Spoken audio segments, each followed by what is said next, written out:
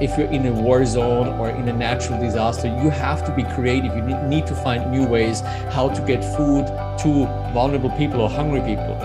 Welcome to The Way Change Works, the podcast from the Association of Change Management Professionals. I'm your host, Greg Voller. Our show features global leaders telling stories about creating lasting and meaningful change in organizations, communities, and lives. These stories reflect our belief at ACMP that beyond the technology, processes, and structures that are key elements in our profession, true change is only possible through the positive transformation of human behavior and beliefs. In this episode, I'm talking with Bernhard Kowatsch, head of the United Nations World Food Program Innovation Accelerator. Started in 2015, this global social impact startup accelerator and digital venture builder serves the UN's World Food Program and external clients. In 2021 alone, its portfolio startups positively impacted more than 9 million people across the globe and raised $180 million in grants. Bernhard and his team have grown this incredible undertaking to a total of 18 different programs, comprising over 100 social impact startups and innovations each year. The accelerator was awarded Best Workplace for Innovators in both 2020 and 2021 by Fast Company, and Bernhard was one of 4 finalists for Fast Company's Innovative Leader of the Year in 2021. Bernhard talks us through the peaks and valleys of establishing a new unit within a large and diverse organization that has a mandate of disrupting the status quo to bring about significant change in numerous locations around the world. When I first joined the World Food Program, it's now over 11 years ago, cash-based transfers, so like when people go into stores and purchase food, like in emergency settings, either cash cards or it could also be cash or even blockchain transactions, that only was 2% of WFP's overall aid portfolio. Right now, that's actually 35%. So like something that is a massive change, like actually something that creates like this transformation. Now, at the same time, while this transformation was happening, like there was no such thing as a centralized support mechanism to support like great ideas, great innovators in the organization. And so it was actually our executive director, our global CEO at the time. She was the one who said like, well, we really need to do something, how we can be better in systematically identifying, supporting, and scaling these types of innovation endeavors, working with startups. So that's probably one side of the story. Okay. The other side is also where I was starting together with a friend a startup called Share the Meal, which is a micro fundraising app. And I had this realization like that was really, really hard. Like, what if we had something like a support mechanism for startup founders, for social entrepreneurs to actually make that happen? So like this kind of was my personal story. What were some of those early sort of elements on the table back in 2015 for the accelerator? What were you imagining could happen down the road, but what was the reality of the moment in terms of how you started that? So the early concept that I was actually coming up with was actually something like was an idea of an innovation incubator, which was like, well, maybe there's a thing that you can come up with like like a center that incubates ideas and like brings startups in. Now, what was interesting is that by running through an accelerator program myself with Share the Meal, with the micro fundraising app, I realized, well, maybe what we need is actually more of this kind of startup accelerator platform. And then I was speaking to over like 70 people in private sector, had the support of like the Boss Consulting Group at the time, also like bringing their expertise. I was interviewing over 70 people inside of the World Food Program, like interviewing people, asking them like, okay, in order to take innovations to the next level, what is it that you're missing right now? And so I asked them, like, so what's actually like the missing link to really get the innovations to scale a lot quicker and a lot faster? And that really brought us to this concept of like, let's do like a classic startup accelerator, only because the World Food Program operates in 120 countries and territories. Like it has to be not just a presence program, but like it's a presence program that also brings people to developing countries then afterwards. So this is what we came up with in the original concept to say like, we're looking for innovations globally The next step for us is what we call Innovation Bootcamp. It's a 1-week training program with a pitch event towards the end. And then the next phase is what we call sprint phase, where we provide up to $100,000 of grant funding, so equity-free funding for startups or also nonprofit innovations, hands-on support through our team, and then also connections to our field offices and external partners. I can only imagine that you and other members of the team had some doubts creep in, as this moved forward. And I'd just be wanting to learn a little bit more, Bernhard. What were some of those challenges? What were those concerns, the doubts that you were experiencing in those early years? Well, so it's, I have to say, part of the challenge that we face as World Food Program is everything we're doing is 100% voluntarily funded. So we actually need to find donors to fund the activities that we're doing. And we decided to be based in Munich, in Germany. So I actually opened an office here in Munich, which is the first UN office here. And the German government and the government of Bavaria, they actually then also committed to say like, hey, well, we really believe that this could be a step, a game changer. Why don't we actually invest into this kind of crazy idea to support startups through a startup accelerator? And, we kickstart activities and I hired 5 people at the same time. So it was six of us at the same time starting. And in the early days, it was really pressure testing, whether what we are trying to do is actually working. So we try to work with natural convinced people, so the innovation champions inside of the organization. Majority was internal innovations, and say and we were pretty open with people to say well, you're right now a little bit of a test case or guinea pig in trying to see whether this actually works.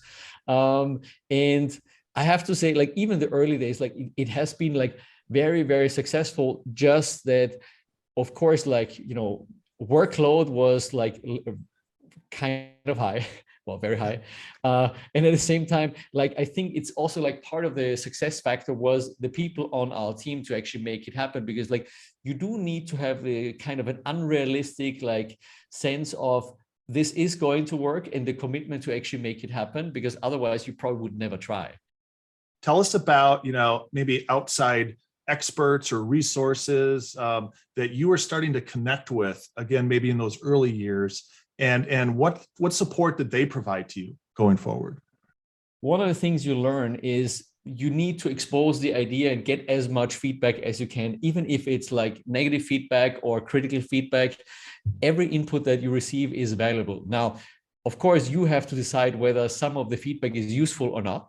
But I did try to, connect with other leading experts in the field, in the social impact space, but also in private sector, startup founders, startup accelerator, managing directors and CEOs, to really find out what are best practices, and also talking to some of the leading tech companies like Google, or to say what is it that you're actually doing, what's the secret sauce for innovation and to make these things happen.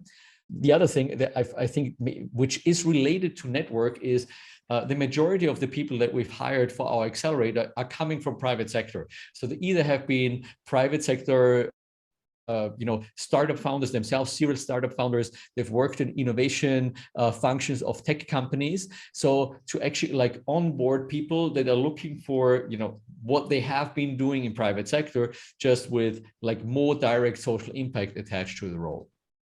What were things that you were sensing amongst those individuals that were opportunities that you could build on, that you can really help further strengthen their mission focus within that as well too? Doing this internal management consulting work at the World Food Program before, gave me a lot of experience. On the one hand, how do you really create lasting change? How do large scale organizations work as well? And at the same time, what are the specificities of a social impact or nonprofit setting? Because and some of the startup founders may relate to this, where not only do you need to do great work and have great products and services that people solve people's problems, at the same time, in our case, we need to find funds from donors. Donors or partners need to actually provide funding for the activities that we're running. It's comparable to if you're running a startup, you need to find investors. It's the same thing. You need to have a great product and you need to find investors at the same time. The other aspect for sure has been how to relate like some of the complexities of the work of the World Food Program.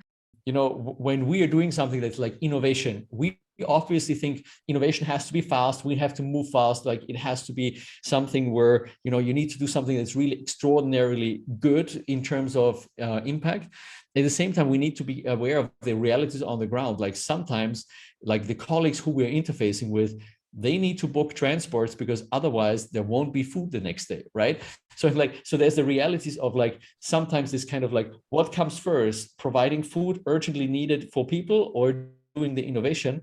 Sometimes the reality of like the nonprofit work is like you really also want to be respectful and mindful of that mission that's happening. What might be sort of a significant milestone or a success or a symbol of success that you kind of look back now and said, you know what, when that happened, this helped us proceed exponentially, or this allowed us to take off in a new way? What would have been an example of something like that? When we started providing services or for other partners. So like the Bill and Melinda Gates Foundation, actually, they came to be a mentor in one of our programs. So actually there was somebody who came to be volunteering like in our program as a mentor. And then afterwards they were saying, well, can't you do this for vaccine delivery? And then we signed an agreement like after the first pilot to do this for the next 3 years. And like, this is how, I mean, right, last year we ran a total of 18 accelerator programs, 4 for the World Food Program for ending hunger, and 14 for other sustainable development goals, such as like primary healthcare, gender equality, and other global problems. But this is really coming from the angle of like, we want to impact more people. Like, how can we share more of the knowledge that we have? And we do that by, you know, running programs for others, but also like open sourcing everything that we do. I'd love to ask if you would share just a point where maybe you were at a valley, whether that as the team or you were at a valley of kind of saying, we're trying to take on something so significant and there's some doubt creeping in here. It's probably with one of our now most scaling innovations, which is called building blocks. So the blockchain wallets that refugees can take and go in stores and purchase food. Like, so we did our first pilot about just 1 month after starting. So it was one of World Food Program's finance officer who had the idea. And so then I remember, I was actually contacting our Jordan country director and saying like, well, we have this great idea, like blockchain, you can actually, it's more, you know, better for collaboration, it's more efficient, it's better service for the people. And then at the time he was telling me, well, you know, we have about 50,000 refugees at the border, and they actually, like, I really need to focus on that problem. And at that moment, like, part of me was, I think, disappointed to say like, well, but it's this great idea, like we should actually really pilot this. But at the same time, I have to say, I was really grateful for the honest feedback in terms of rather being told like, well, it's not working here right now, but like you better be testing this somewhere else, which we did. And then 5 months later, when like this situation was more stable, we actually went to Jordan and like actually piloted the solution there. And I think this is one of the aspects of being able to find the kind of like what's like, you know, I've learned that if people give you feedback, even if it's harsh, and even if it's negative, you gotta be thankful for that type of like views also. And like, because otherwise you actually may be wasting a lot of energy and time on something that the other person knows is not going to be successful. What keeps you and your team, you know, driving here as seemingly more and more challenges are in front of you with that as well? So I have to say, like right now, like our results or the impact that we've achieved through the innovations and startups we've supported has surpassed any of the wildest dreams that we've ever had. Like, so over the last couple of years, ever since starting, we've consistently doubled the number of people reached every single year. And by end of last year, we impacted a total of 9 million people already. Now, and this is where, you know, on the one hand, like, you know, I'm really, grateful for the impact that we've already had. At the same time, of course, that makes you rethink, okay, like how can we even create more impact? And so we've been, sitting together, like consulted people about like, okay, what should we be doing now? And, our strategic goal is to continue doubling the number of people reached every year. So to keep on doubling our impact every year, which means that by end of 2025, that would mean we would positively impact about 100 million people per year. How has this all impacted you? What has this meant for you and your life and in your mission? And we'd just love to hear some words from you about that as well. I think on a personal level, like I feel hugely grateful for the opportunity that I've been given to actually be able to do this, where like I don't take it for granted, because I also like other, where other people volunteer, like I even get paid for, so which is great. And at the same time, like having people to like that trust what you're actually coming up with, because like specifically like in the early days of now the Innovation Accelerator times, like you need people who actually, and like organizations, governments, like that actually are willing to believe into what you're doing and that what you have come up with could actually be working. And like I just have to say, like for me, like it's on a I'm still impact really motivated. Like that's what drives my, why I get up in the morning, why I am super motivated to actually do what I do. And yet I think it's like, I've realized like the journey is very individual. So like this kind of knowing your why, like why are you doing what you're doing, like what is it that really motivates you? I think that's very, very important. And like that understanding for, is it that, and for some people this might be a lot more personal on like, you want to actually hand out a meal to a hungry child, and this is that one meal to a hungry child is actually what means impact for you. And for others, and for me, like this has always been the journey of like, how can I maximize the impact? Like how can we have big impact? Even if that means like, we're working with startups, we're actually helping the startups grow so that they have the impact.